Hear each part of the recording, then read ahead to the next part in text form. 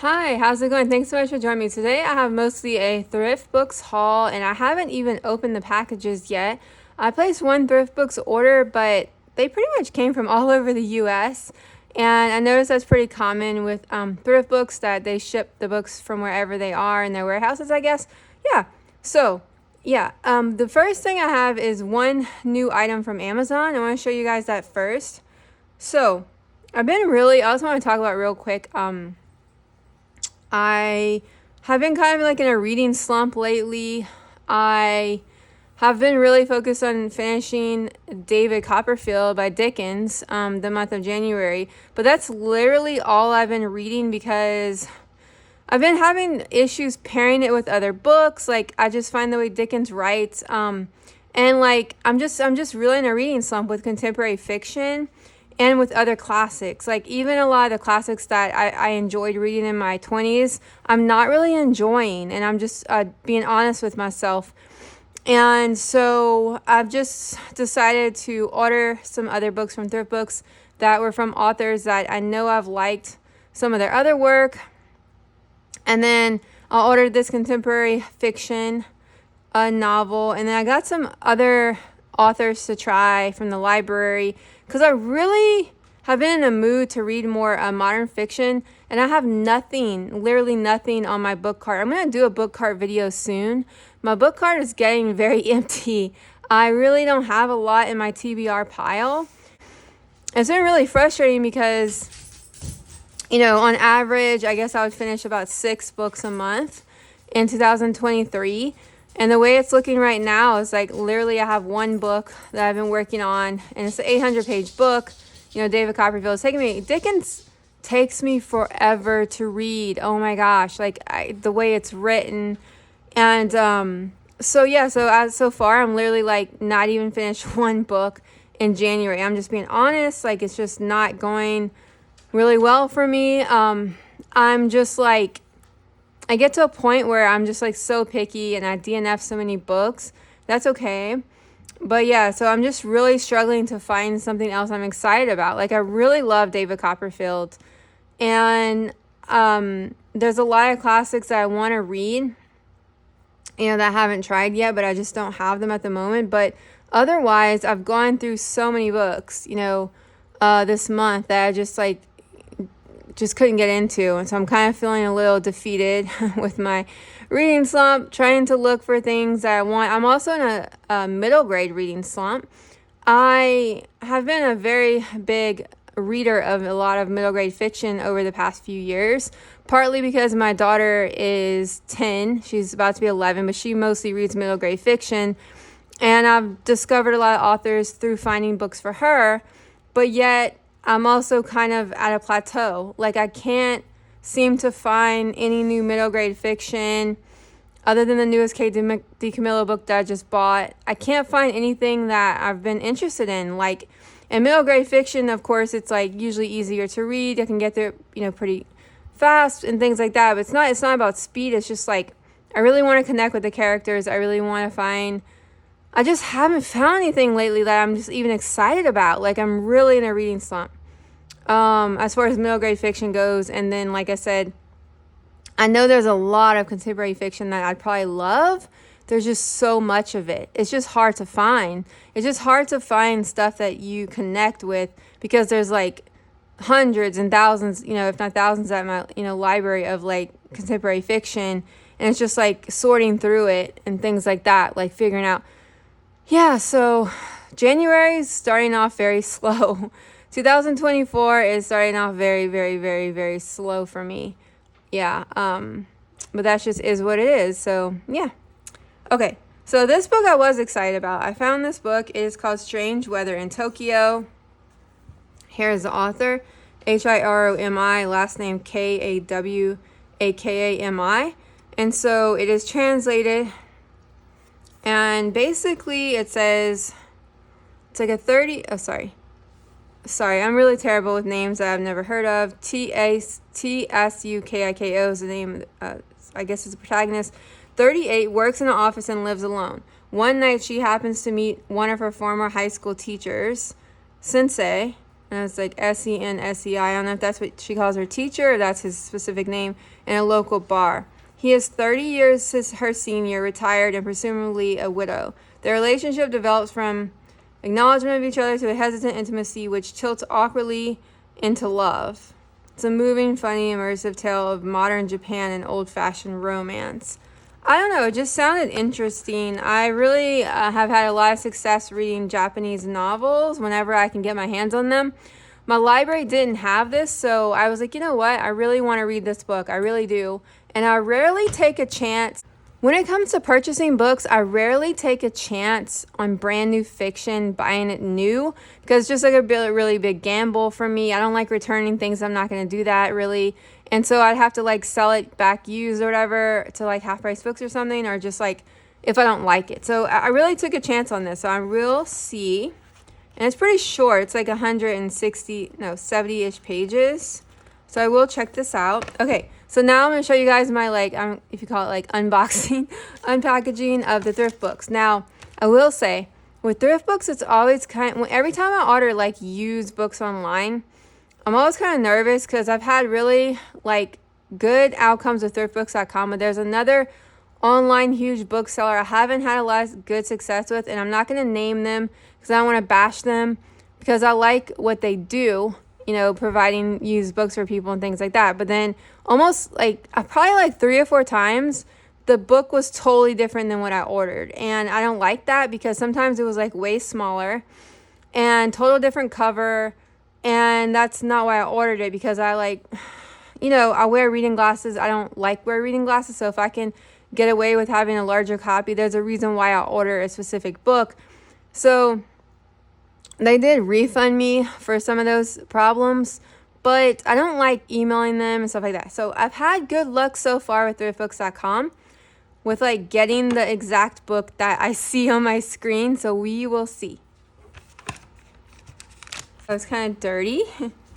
This one is The Willowdale Handcar by Edward Gorey. The Return of the Black Doll.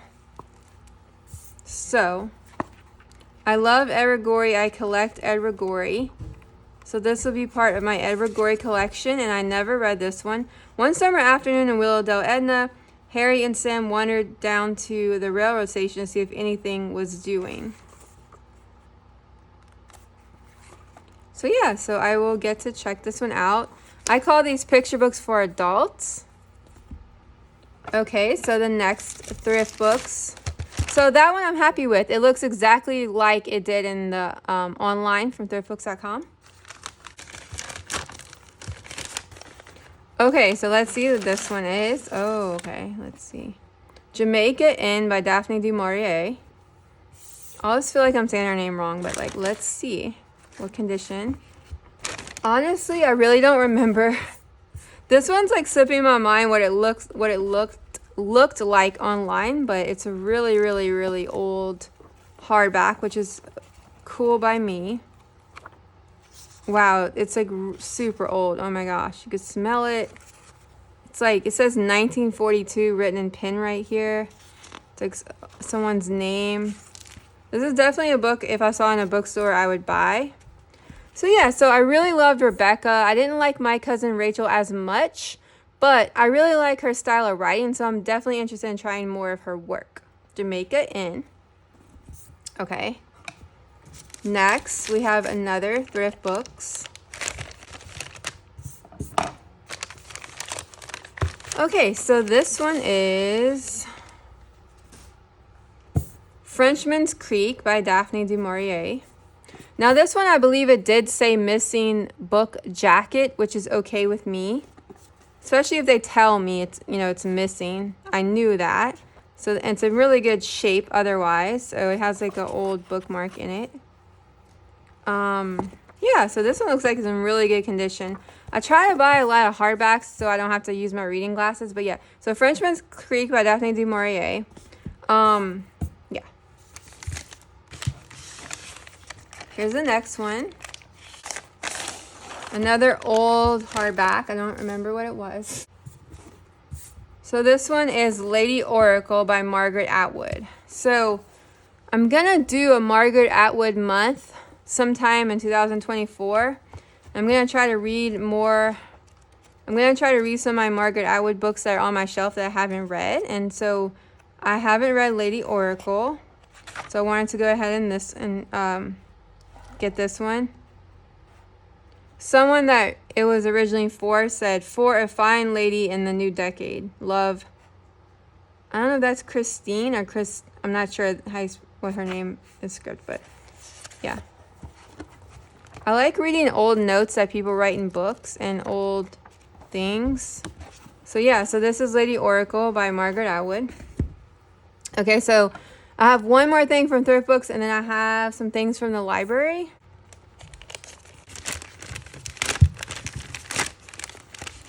Also, if you're watching and you notice that I do a lot of books, videos on this channel of my daughter's reading and my reading, I didn't buy any books for my daughter because my daughter got a bunch. She got a book advent for Christmas, and then she got like a bunch of books for Christmas, and her birthday's in January. I'll be doing a video of what I got for her for her birthday. So she's getting a lot of books for Christmas. She got a lot of books for Christmas, so that's why her book cart is stacked.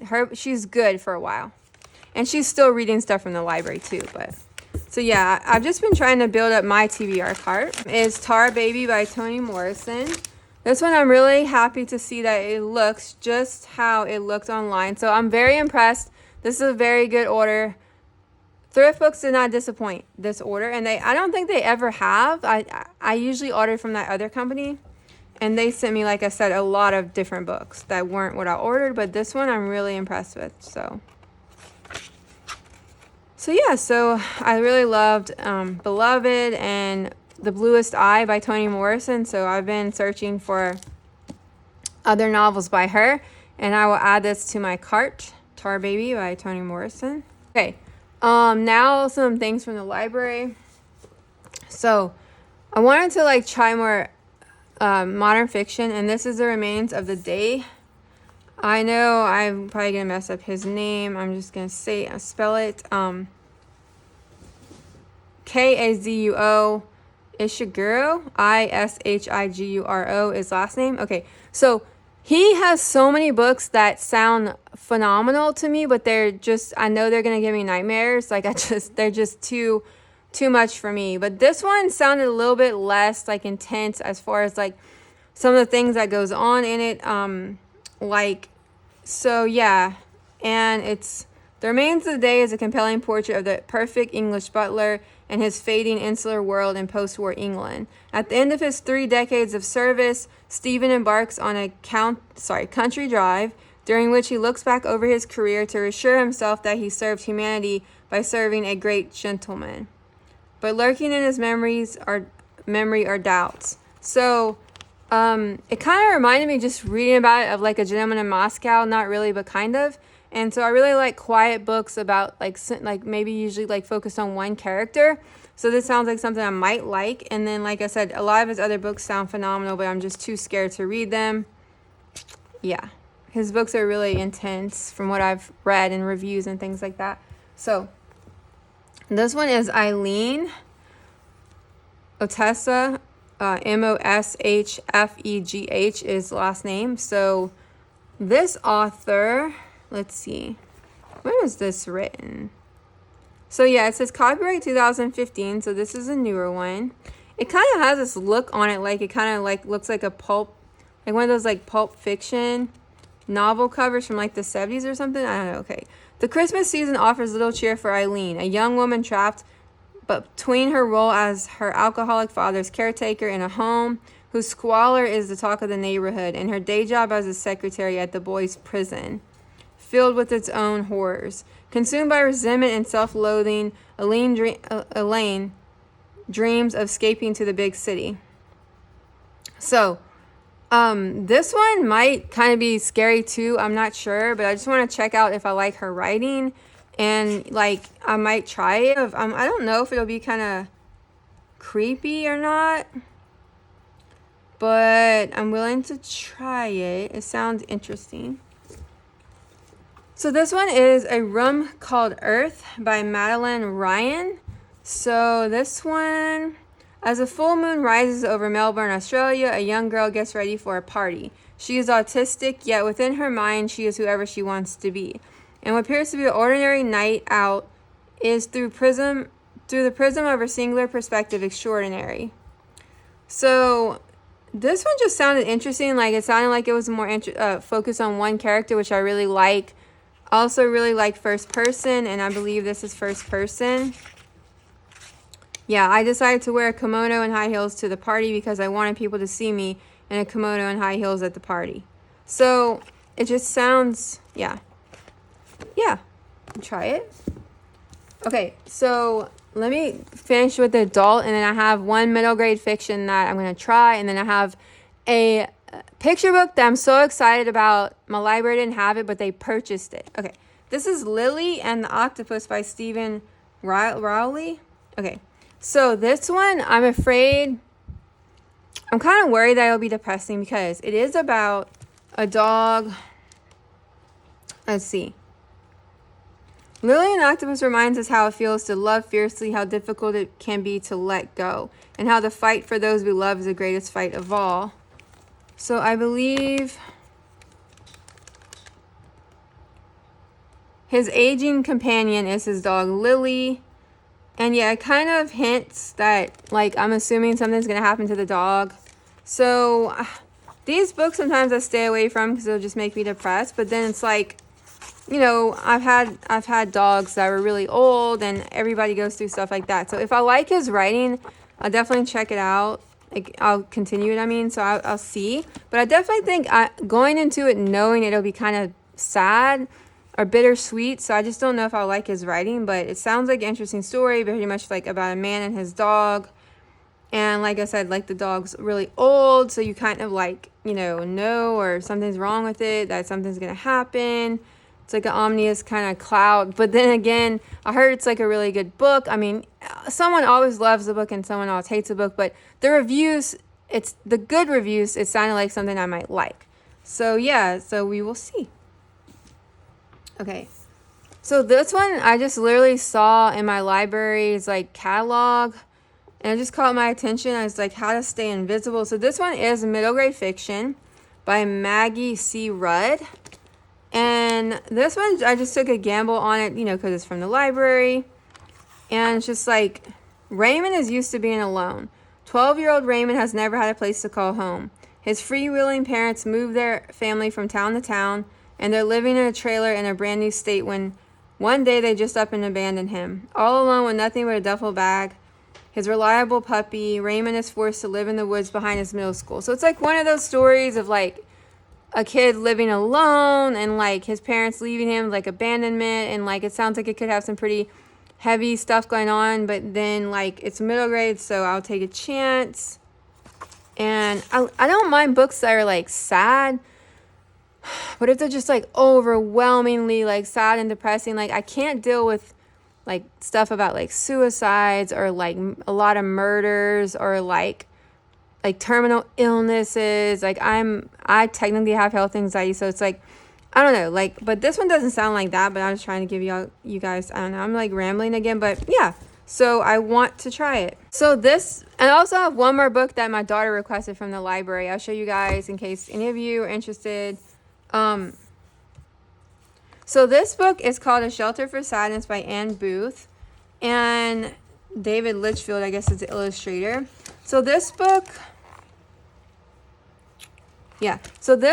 I've been wanting to buy.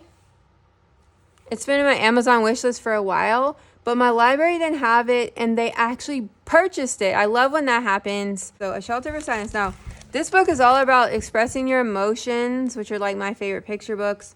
A small boy builds a shelter for his sadness where it can curl up small and be quiet, or run around and be noisy, or anything in between. He can visit his sadness whenever he wants to, every day or sometimes every hour, and the two of them can cry or talk or sit or say nothing at all.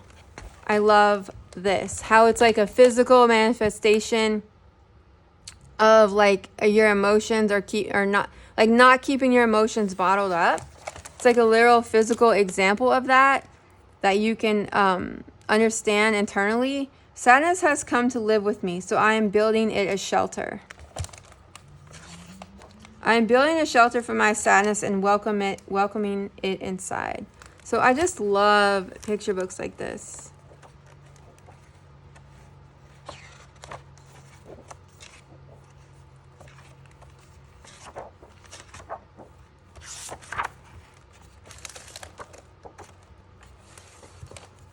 Because this is a shelter for my sadness, and it has a right to be there. And I will make my shelter strong, so that in winter my sadness will be safe against the storms. So yeah, I really love books about expressing your emotions, and this definitely is a book I would purchase. So the last thing is a book that my daughter requested. I think I've showed this book before, but my daughter really loves the Wings of Fire series, and I'm showing it again because she actually requested it again. And this is Wings of Fire, A Guide to the Dragon World. She really just, by Toni Sutherland, she really just wanted to look at this book again. It's like a companion to the Wings of Fire middle grade fantasy series. It has like extra stories and different things, I believe. But yeah, she really likes drawing dragons, and she wanted to look at this book again to like draw and to read it and stuff like that. But yeah, she's totally convinced. She's totally complete the series now.